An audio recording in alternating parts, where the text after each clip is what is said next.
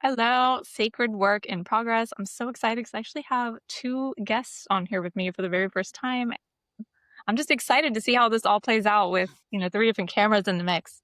I think it's going to be a really fun conversation for those of you who are in my sphere for art purposes and all of the beautiful gifts that come with bringing creativity into your life. And yeah, I'm going to introduce for you. I have Jenny and Stephanie here with me. Jenny and Stephanie are visual artists. They're writers and creative transformation guides with 25 years experience in the field of creative transformation and process art making as a practice for spiritual awakening.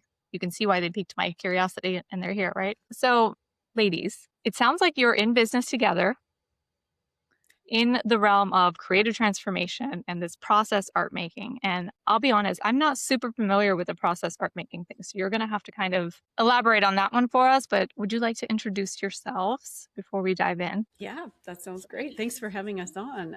Yeah, I'm Jenny Hahn, and Do you want us to go one at a time? Yeah, Yeah. you can go first. Yeah, Stephanie and I both formed Creative Nectar Studio, which is where creativity and consciousness meet. I personally have been a professional artist for, gosh, probably 25 plus years now. Author of the book Creative Flow, Tap and Express Your Juicy Essence. And yeah, a creative transformation, basically a guide to help people tap into that creative flow within in order to tap into heart wisdom. And that's what we do at Creative Nectar through our online community, is using process art. And we can talk more about what that is, but I want Steph, do you want to introduce yourself as well? Yeah. So, hello, I'm Stephanie Gray. I too am a creative transformation guide, an intuitive artist, a process artist. I have been practicing process art for 30 years this year, and that's like super hard to believe. And it is a life-changing thing for me, so that is why I feel so passionate still after 15 years with Nectar to facilitate this with folks and create community and move from there. Yeah. I mean, there was something that Jenny stated that, oh my gosh, a couple things, but this idea that you guys use the word guide, which I really, really like that you're using the word guide instead of like the coach thing. Like, I feel like everybody's a coach now, right? But the guide, I feel like the guide takes your hand. Yes.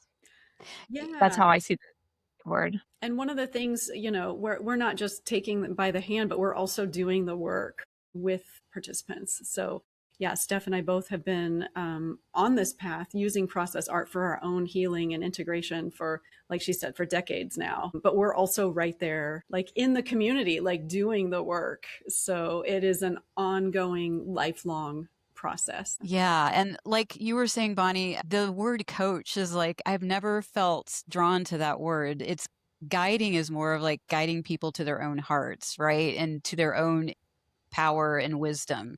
And no one else can find that for you, but they can help like lead the way. So yeah, totally. Yeah, something else that jumped out when you were sharing was this idea of like coming to that heart wisdom through this process. That really stood out to me.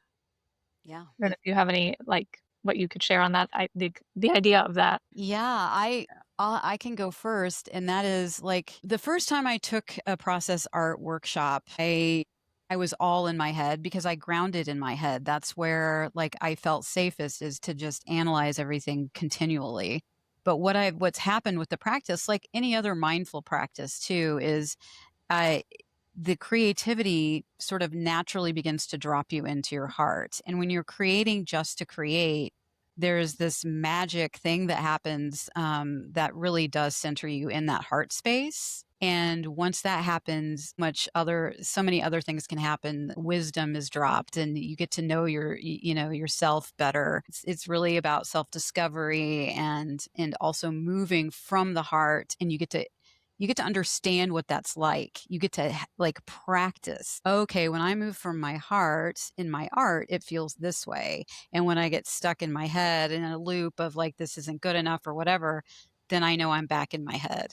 Yeah. Yeah. And I'll just add to that, in our culture today, we are so like head focused and, the intellect and And it's like almost severed this connection front to our bodies, to our heart wisdom, to feelings and emotions. And so much of that kind of gets trained out of us in a way. And so, like Steph was saying, like using art making, process art, without concern for the results, but using that process to tap in deeply, it's like it unlocks the door for that wisdom that's always been there, but we're so busy and conditioned to look out there for it, look in books, or look for teachers, or look for this and that. And it's like, no, we actually all have it within.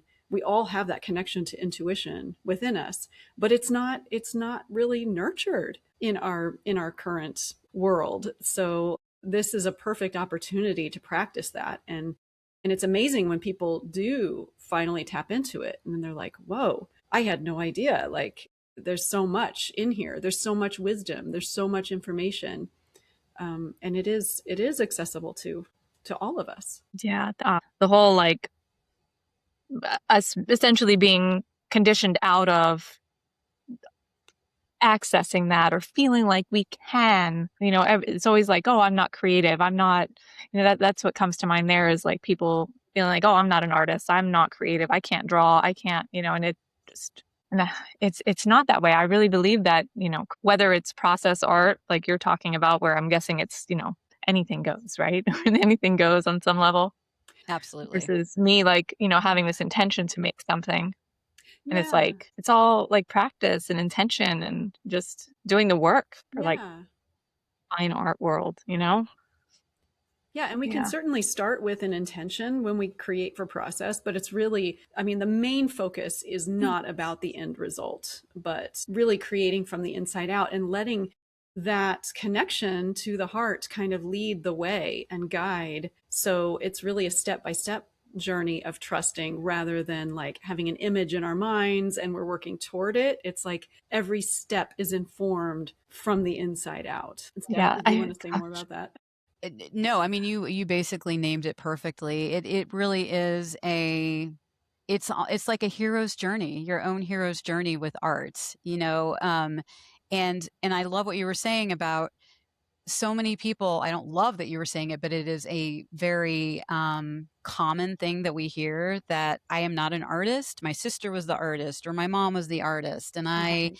I can't do it. Or my teacher said I should, not worry about creating because I didn't do anything worth it. You know what I mean? Like, it's just, it's sad. We've heard so Yeah. many stories, and to get that spark back, that essence that is in there, is so beautiful to witness and to find for ourselves. So yeah. Yeah.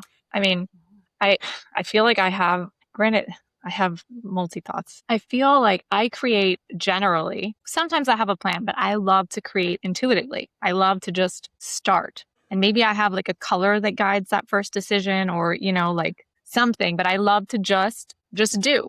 And I find that it's my favorite work when I just do. The more I try to control the process, the less I like my work. And it's Right. like, but, then there's like this in the fine art world, there's a double-edged sword there, because on some level, the intelligent aspect of the art is like a thing, the story of the art. And so like, I feel a little bit, I don't want to say I feel inhibited by it, but sometimes I do. In some instances, I do, depending on where I want my art to go, right? But it's like, as much as I love the intuitive process of art making, I also can't imagine setting out to purposely, intuitively create, if that makes sense. Like, what does that look like with somebody who is picking up paint for the first time, especially? It just feels like, I just can't imagine how it begins. Like, how do you dive in? Well, I can talk from my perspective, and I think it'll be interesting to get both of our perspectives, Mhm. since Jenny is a trained artist and I did not pick up a paintbrush until I did the first process art workshop. And for me, it was extremely daunting, but at the same time, there was this exhilaration that I hadn't known before. And when we go in and we have a workshop, there's a whole like buffet of colors to choose from, and we use tempera paint. So it's like you smell the tempera paint, and it's very much like I'm in kindergarten again, and all the things. And it really like checks all the boxes of your senses. And our teacher guided us to really just feel what we were feeling in the moment and let that move us. And sometimes it would just be to start with a scribble, like how your body wanted to move and what color it wanted to use, and to decide very quickly and not overthink it. And sometimes it was, my neck is killing me today and that's all I can think about. And so I'd immediately draw like my neck in my head and begin to dive into, well, what does my pain feel like? And believe it or not, that's can be a lot of fun, and it transforms stuff. So it was, I don't know, it was a freeing feeling, very freeing. Yeah, because it didn't have to look like anything. Yeah. And for me, I'll just piggyback on that, as a trained artist, it was also one of the most freeing experiences to first step into a workshop like that and to not have a preconceived idea or trying to control the results, to just like face the blankness. And yes, there was some like fear. I'll be honest, there was like, what the heck am I supposed to do? But it was like finally like giving oneself permission to not know is one of the most freeing things. And over the years, it's like I used to have my professional art and then my process art. And it's like over the years, they've kind of just started merging together, because it's like every time I step up to the canvas now, like even if I have a loose idea or an intention or a story, it's like still allowing room for the unknown to come in and still trusting that moment to moment process. Even if the intention is to eventually sell this piece, for me, there's less of that thinking of art as a commodity, as a product to sell. It's like, yes, maybe somebody does want this piece that I've made, but it's also like a process of my soul. And the creation of it in and of itself was a journey. And that's way more fun than like having an idea and then executing it, like following some guide.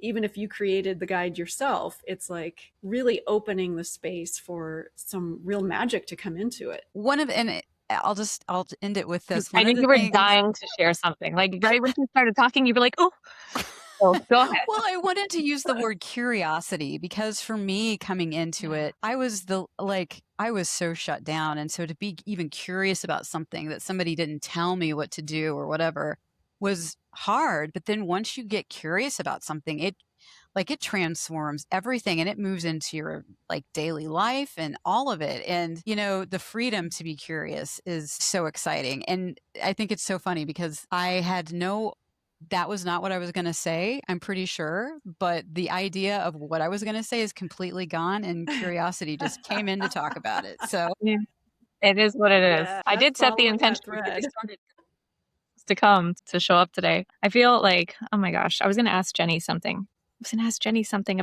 about her process and like the intuitive part of it. About the professional work and how it ties together. Yeah, like something about it had to do with the process and like this idea of still leaving space for those intuitive moments, because I feel like personally when I am creating, I try to really just honor whatever comes through. If it's like grab blue, I'm like grab blue, like, and even if I'm like, then that immediate like the brain comes in and it's like why are we grabbing blue, but it's like I try to just like if I had that pull, like just let that happen.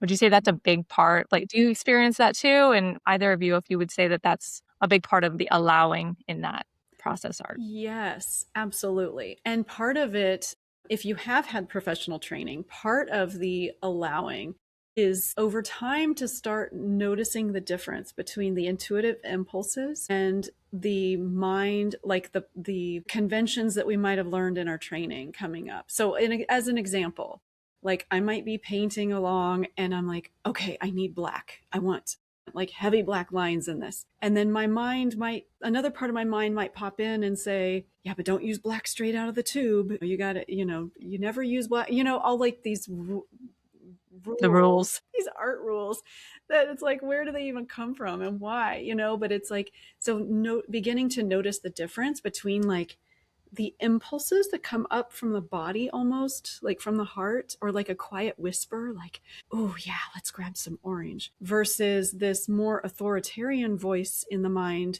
that might say like, okay, but don't make it too much. Don't make it too orange because orange is blaring or whatever. You know what I mean? Like whatever it is that we've been conditioned to believe, it's like like figuring out the differences in the feeling when different impulses arrive and where did they come from. Is that me, or is that something that was given to me? Oh yeah. Yeah. And above all, like the how we've been conditioned is above all it has to make sense and there has to be an order and and it doesn't. Like when you let go of Right. having it to tell a story or make sense or whatever, then that's when it really gets interesting, and it's like, ooh, there would be times I would be painting with Jenny in the studio and we would be laughing so hard at some of the things that just came out.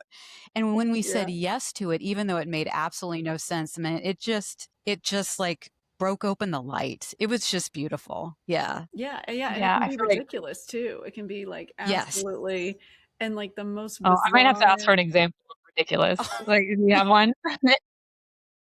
I need a ridiculous example. The one I'm thinking of, I don't feel comfortable sharing, Oh but there, no. Okay, we can leave it at maybe that when then. we're We'll carry done, on. right? You'll have to book with them to find your own ridiculous moment. Just imagine Oh my.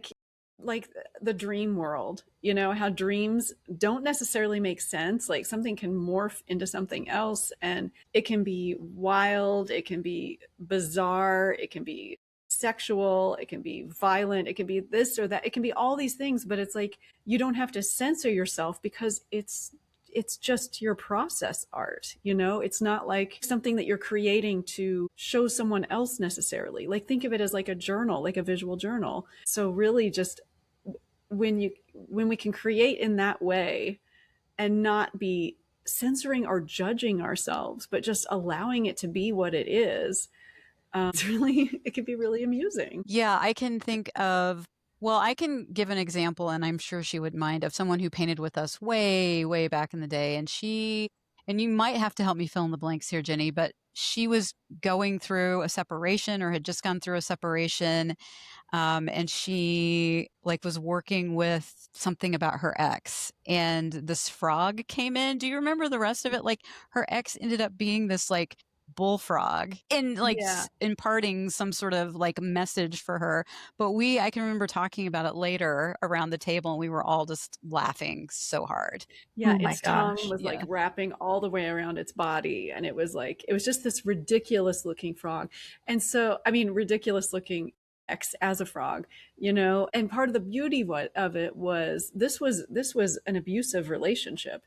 And for her to have escaped this, but then to be able to engage in this way, in this playful kind of realm of, it just like transformed, it transmuted the energy around, like the control that this person used to have over her. It's like, no, he's this ridiculous, pathetic looking frog that can't even get his tongue unwrapped from his body.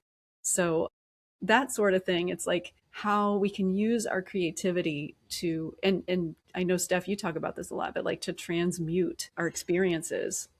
It's really powerful and Yeah. really freeing. It is powerful and it does soften the edges. And also, I found, using it for so many different really hard transitional points in my life, like there can be joy in the midst of going through something really, really, that's I'm struggling with a divorce, my mother with Alzheimer's, chronic pain, all of that. But there's joy locked in when you can just allow what wants to be born through that experience, and be present with it. It cracks something open. And then going back to the heart space and talking about the heart, that is what heart presencing is, in my opinion. Like, yeah. Yeah, being able to feel it all and being able to relate to it in a playful, engaging way Mhm. Yeah. without the For me, layers it of sounded judgment and all of um, that. it's like that example that you shared of the frog and the tongue wrapping around. It's like kind of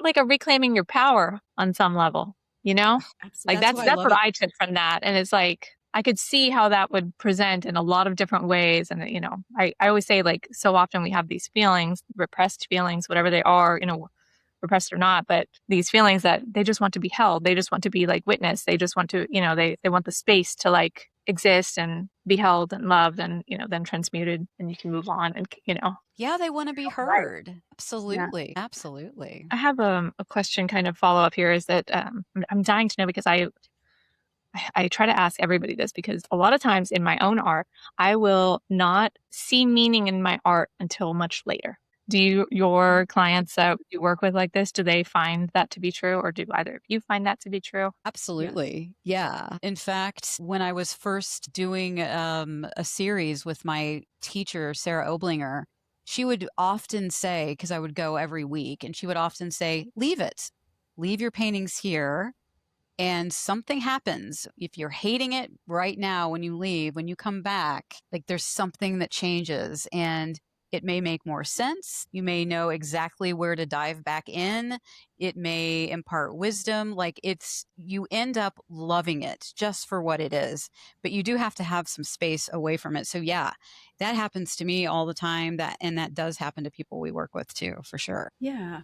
And it kind of Interesting. does, Yeah. to take it back to dreams once again. It's kind of like, if you, for those of you who write down your dreams, like I know I have a dream journal that I keep next to my bed, and in the moment it's like you can be so close to it, it may not make sense yet, the deeper symbolism, but it's like reading back, it's like, oh, okay. And like I personally have kept all my process art over the years, over the decades, and it's amazing how it can like take me back to where I was in that moment, but with added layers. It's like, it's like with any work of art, really, no matter what the medium, it's like every time we come to it, we can take away something else, whether we made it or somebody else did.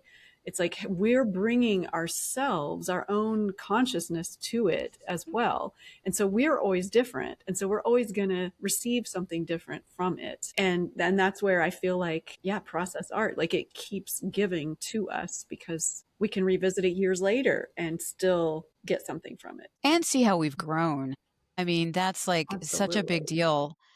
And I can go back to some of my paintings where I was just obsessed with my neck and my throat, and not knowing what was going on with my physical body, later to learn that I had a thyroid issue. And then also realizing that I wasn't speaking my truth. So there's like two things going on, and I didn't But I was thinking, catch. you said that, I'm like, that is, Yeah.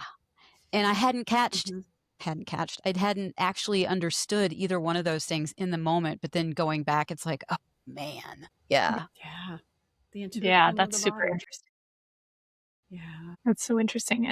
I'm dying to ask you, well, I have two questions, but I guess I'll ask this part first and then we'll carry on to the like consciousness side of this because I'm really excited to get to that. But I feel like if you're just like process art, I guess, like where's the finish line? Like are you visually looking for something, or like am I just exhausted now? I've gotten it all out. Like how does that where does Great question. like Yeah. Okay. Well, I'll start by saying that, there's that saying like a painting is never finished, it's just abandoned. For me, with process art, you can go as deep as you want. So it could be just about scribbling and playing, and that's wonderful. Like that is beautiful. Sometimes things will come up though where I'll realize that I'm avoiding something, and that's where we encourage to like explore it and go deeper and push those edges. Circling back around to the hero's journey that Steph talked about earlier, like there are times where it's like, when you have gone through something, like because you go there and it's like the most exhilarating experience.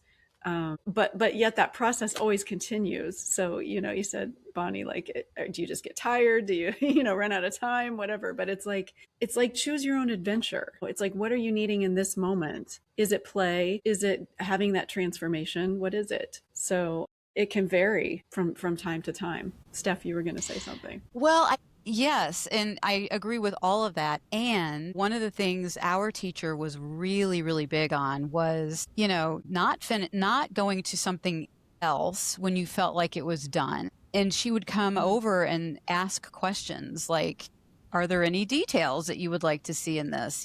Does your frog have a bow tie? Does your frog have glasses?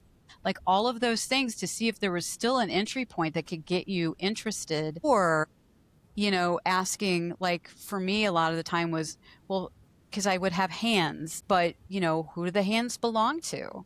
And then an image would come in, and then I would realize, it was a big figure in my life. And so just asking questions too. And that's more of the, like the process painting that we both started out with was to just ask questions like, what have I said no to? Is there Yeah, anything that I would absolutely. actually, that I could say yes to, before finishing? Because a lot of times we want to finish because we're not feeling comfortable with it. Like, Yeah. oh, I don't like it, or something big is coming. Yeah, I could see that. And it Yeah. also sounds like you're acting as the guide in that moment to make sure that it feels complete, that it, that we're just figuring out if it does it feel complete. And I guess Mhm. it's, this is a body process, right? This is not a mind process. Is that right? Yeah, Exactly. yeah.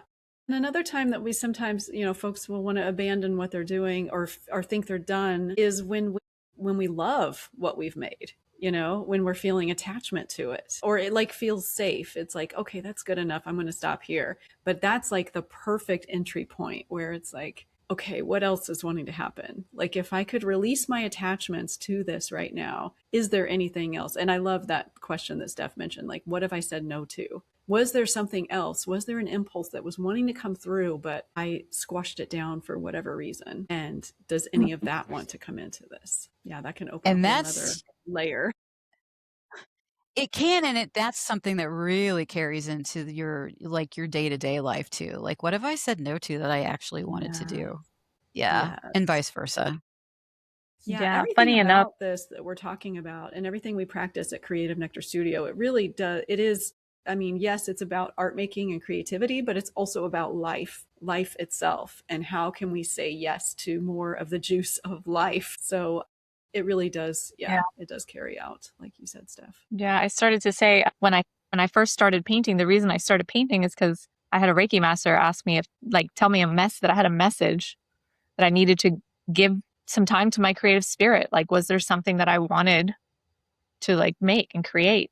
And it was like, oh, actually, I have all these painting supplies in my closet that I've been photographing for a client. And then, the next thing I know, I'm painting, and now it's years later, I'm painting.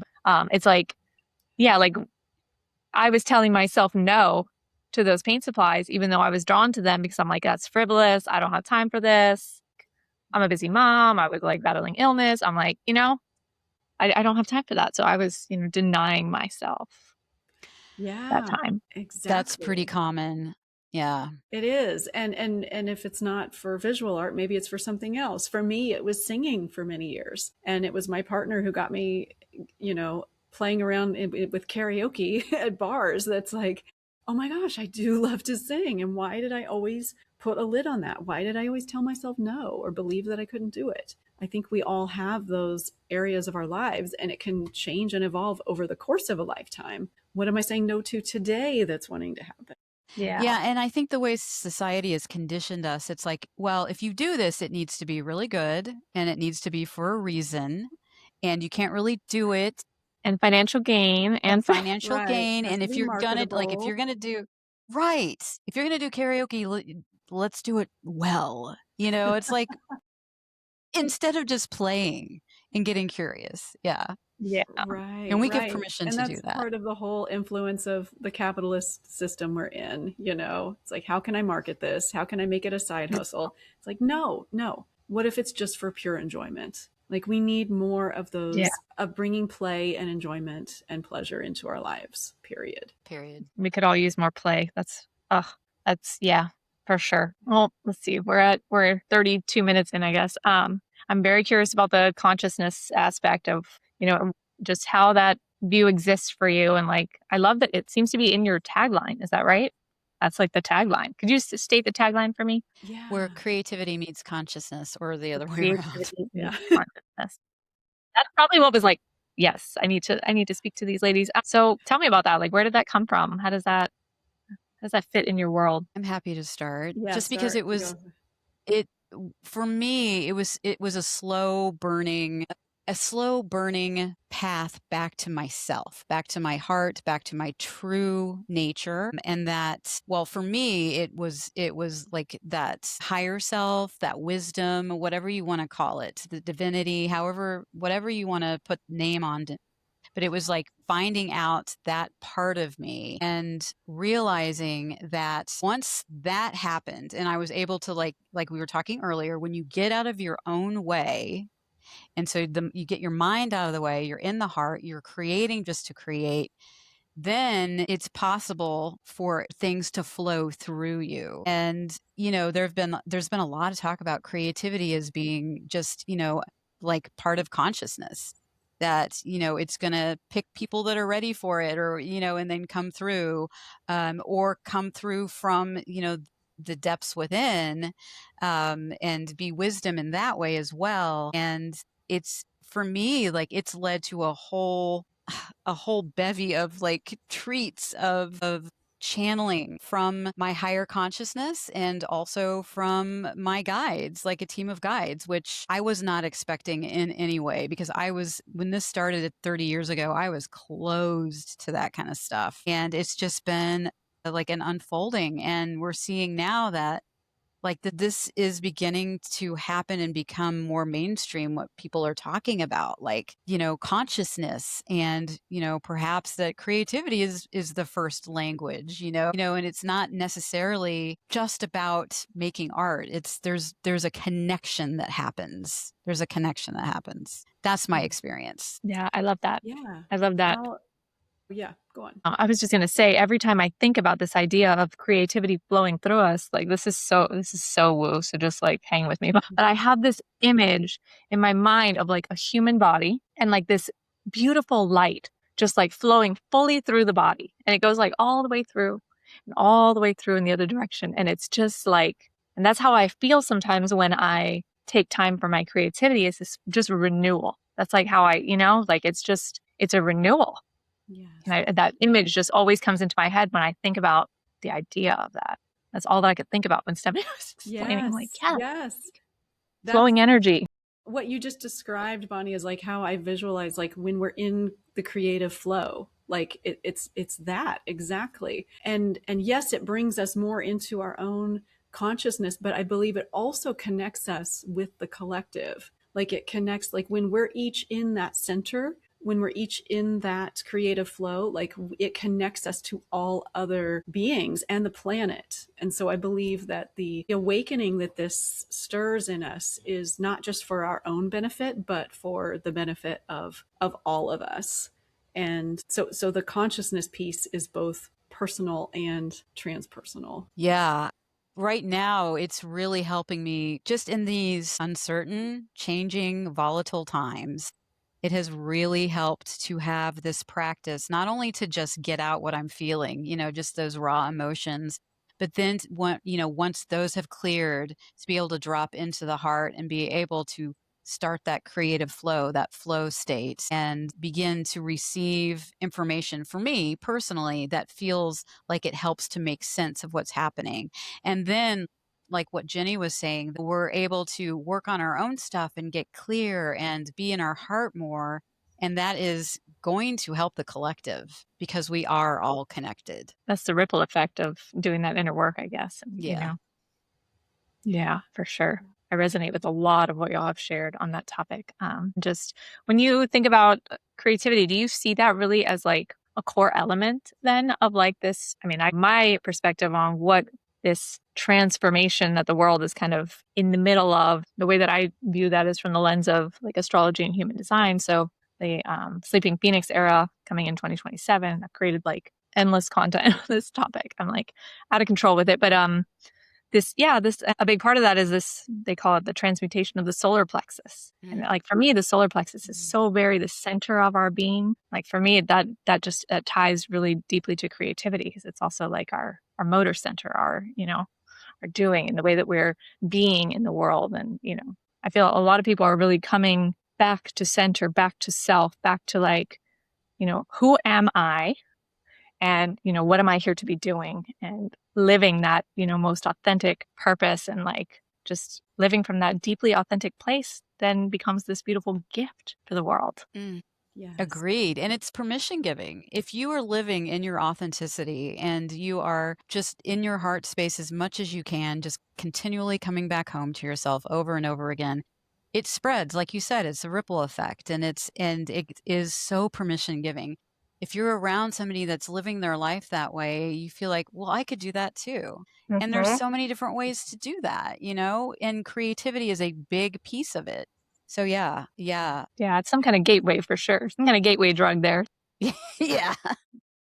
Yeah. Yes, and it's I one of love the that. highest states of being human is creativity. creativity and play and love. I mean, they're all intertwined, but I think gateway is a great term to describe it. A gateway back to Yeah. whatever is true, like whatever is real. Yeah. Yeah. That's so cool. I don't know. Is there anything else you really wanted to speak to today? I feel like this is a beautiful conversation. I'm pumped. I'm pumped to share this. I don't know. Yeah, just Is there anything you're excited about at the moment?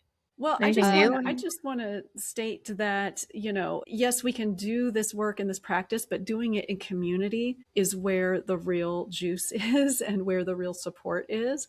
And that's one of the reasons that we started the Creative Nectar online community is we do have ongoing, it's online, so you can join from anywhere, but like to actually do this like process art together, and again, not like a class, but it's more like a group, like where we can witness one another and be seen and be heard and be supported. And I think, and ours isn't the only way, but there's like these little pockets all around the planet of people coming together and practicing in this way, and it's just really transformative and beautiful. So that's what gets me excited, is like when we can, I love that. when we can practice together. Yeah, that's what I was going to say. Our community, it's not just for other people together, it's for us too, because we need it just as much as anyone else. And there's just so much beauty, even in the raw stuff that people share sometimes. It's just, it's authenticity. It's being completely authentic in a safe space. I've been part of some online communities for art making that sound in some ways very similar to what you're sharing. And it was, beautiful, beautiful, beautiful time together. Are these live meetings and then they're recorded, or like, how does that work? And how often do you meet? They are live. They're through Zoom. Sorry, Jenny. They're through Zoom, and we have something through our Facebook group you can join for free that happens every Tuesday night for just 30 minutes. And then we have 3 other entry points to work with us throughout the month. Nice. Yeah. There's So a Friday options. group, a Saturday group, a Sunday group, once a month for each of those. Nice. I feel like once a month is so perfect. That's like awesome. Mm-hmm. I feel like the one I was in was like it was really always something weekly, and I felt like I just could never keep up. But like once a month sounds so doable.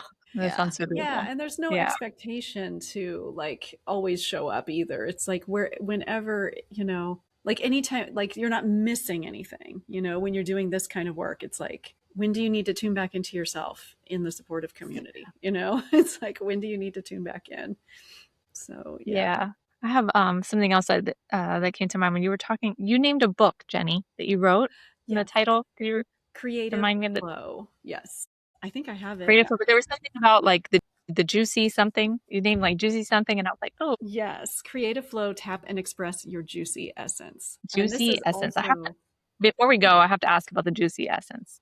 I'm very curious about like how you named that. I'm obsessed with like how people name things, and that to me was like, oh, that piques my curiosity. Yeah, it's really referring to that creative aliveness, like that juiciness, that when you're living in this way, the way we've been talking about, like saying yes to life and getting curious and being present and allowing expression to happen without controlling or censoring. It's like tapping into that juice of life. It's like you can feel it in you, like you were saying, like imagining that flowing through you. But also it's like life becomes more textured and more colorful and more just like juicy. More real, yeah. More like, real, yes. Yeah. Like being able to feel and being able to like tap that and taste that and really live and enjoy it. Enjoy it. Yeah. Yes, absolutely. I love that. I love that. I mean, thank you so much, ladies. This was really awesome. And all of these, hopefully, I'll have all of those links so people can find you, your websites, your socials, and ways to connect, and your Facebook group, because that sounds awesome. Any last final words before I wrap it up? Just thank you. Thank you for having this conversation. Yeah, I loved it. Thank you so much for joining me and for letting me test having multiple people in one go. This is awesome. Quite well. Thank you so much. And for anyone who's new here, Sacred Work in Progress, if you enjoyed this episode, I would love a rating or review on whatever platform you're on. And yeah, I hope you'll stick around. Thank you, guys. Thank you.